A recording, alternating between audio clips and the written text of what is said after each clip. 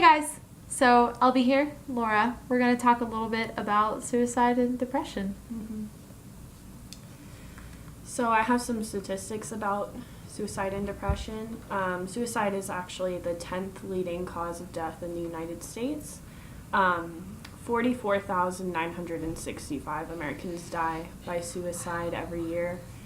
And for every suicide, there's 25 people who attempt suicide. So there's actually a lot more people dealing with this issue than the 44,000 figure. 16.1 million adults in the U.S. have experienced at least one major depressive episode in the last year. And 6.7% of all American adults are diagnosed with depression. Yeah, that's crazy. Back to you. Yeah. So now we're going to talk about some important things to know when you're actually having to encounter someone while in ministry that's struggling with suicide. And the first thing to note is to take seriously someone's claim to thoughts of suicide. Most people will not come out and tell you that they're struggling with thoughts of wanting to kill themselves. There's a lot of shame there. So when someone does open up that area of their life to you, take it seriously. Because you never know if they're this close to actually acting on it. Second is to have a holistic understanding of the issue. There's a huge tendency in the church to very much over-spiritualize suicide and depression and treat it as if it's just a matter of lack of faith, and it's not. It's very much also a psychological and physiological issue.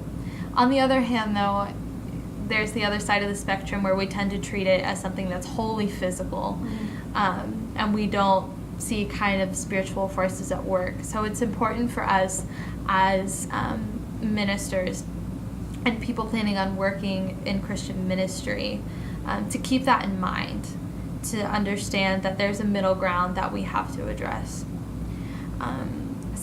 Thirdly, we have to take into account their warning signs that people might be showing, and so that addresses first and foremost whether they have a suicide plan or not.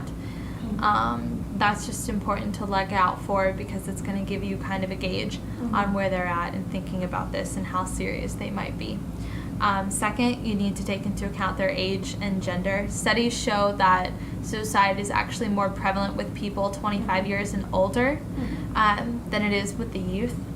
And also that it's much more common among males than it is with females. Thirdly, it's important to note that whether they're recently experiencing a crisis or not, if someone's currently going through a major traumatic life experience, that will only serve to exacerbate the issue and make suicidal tensions higher. It's also important to kind of gauge whether they're religious or not. And that's more so just kind of from their perspective and how they view suicide, and it can kind of help you counsel and get a gauge for how you can approach this issue with this person. Additionally, it helps to kind of look at their history, so look at kind of the culture of their lifestyle, whether they've suffered with depression before, or if they have any other current health issues that might be affecting this desire to commit suicide. Did you have anything to add to that?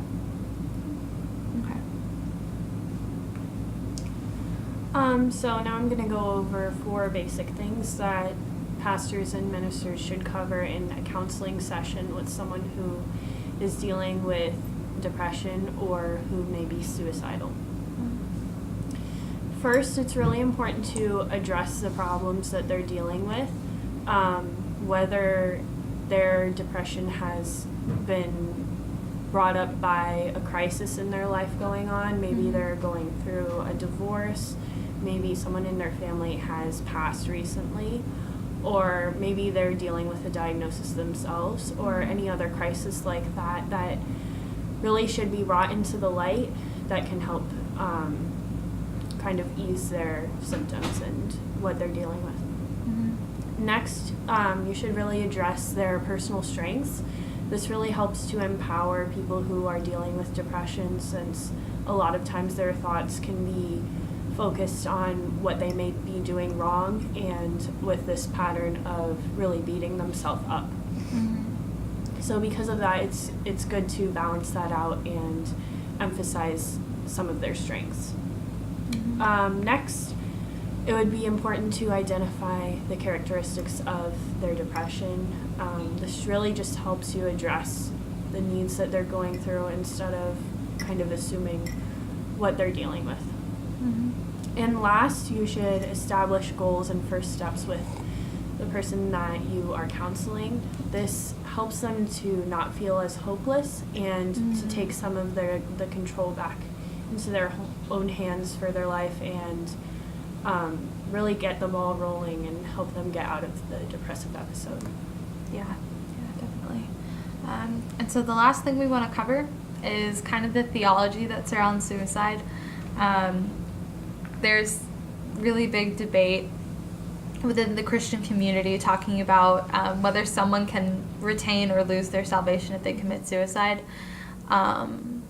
But personally, we base the principle for our conclusions off of Romans 8:35 through 39, which talks about the transcending love of Christ despite pretty much any circumstance. And so, understanding that principle, we feel that suicide does not prevent someone from going to heaven. At that point, we believe that someone is at such an altered mental state that they're not thinking clearly, and definitely not in the same state of mind that they were when they came to salvation. And so, despite our shortcomings and despite the sin that kind of infects our lives, Christ's love and his salvation has transcended that. We don't earn our salvation through works, but we receive it through grace. And we believe that principle transcends even suicidal acts. So that's pretty much it. Thanks for watching. Thanks, guys.